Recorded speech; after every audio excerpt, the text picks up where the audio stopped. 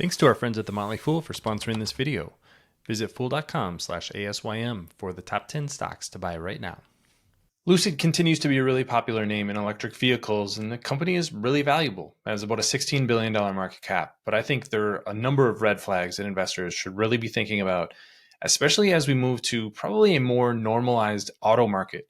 Traditional automakers have been increasing their production. The chip shortage that really kept supply low from 2020 to 2022 really seems to be over. And as a result, demand is returning more to a normal level. That's having some strange impacts on electric vehicles. So I want to get into that a little bit, but highlight some of the financial challenges Lucid has as well. My name is Travis Hoyam. Thanks for watching Asymmetric Investing. Please subscribe here on YouTube and check out my newsletter, Asymmetric Investing, in the show notes if you're interested in stocks with really high potential long term. And I want to start with the cash flow statement. This is just from the presentation that Lucid gave to investors last quarter. But there's a couple of things I want to highlight here. This table here breaks down the three major parts of the cash flow statement. Cash used in operating activities, $801 million, investing activities, $29 million, and financing activities. That's a relatively small number and incorporates a lot of different things. So I wouldn't worry about this one, but that was negative $6 million. In total, the company burned $836 million in cash. If we go down to the reconciliation of GAAP to non-GAAP measures, free cash flow, which is operating cash flow minus capital expenditures. Capital expenditures are things like building out the plant, building the manufacturing line. It's building assets that should generate a return long term, but you still need to include that when you're thinking about the company's cash.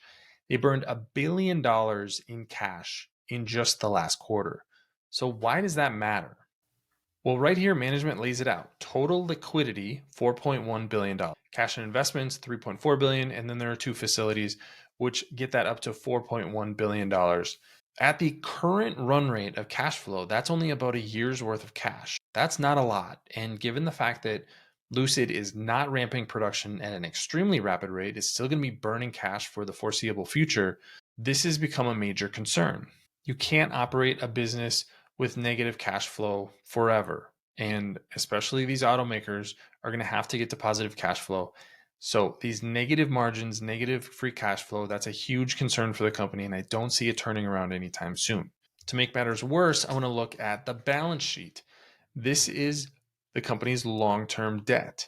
Not a lot of these startup auto companies have a lot of long-term debt, but Lucid has $2 billion of long-term debt. Now, eventually that needs to be repaid or restructured, and that's really a risk for investors because that's either going to come from dilution or from new debt because it doesn't appear that it's going to be coming from cash flow. So long-term debt is the second concern and red flag that I have for Lucid. I just never like to see that with a company that's so early in its development cycle. The final concern is Lucid's pricing. Now, clearly the company is going for a premium price point in a premium product, and that's a reasonable strategy. It might limit the number of vehicles you're going to be able to sell, but it is a reasonable strategy to say, hey, we're going to have a very high price point in order to make a profit on each of our vehicles.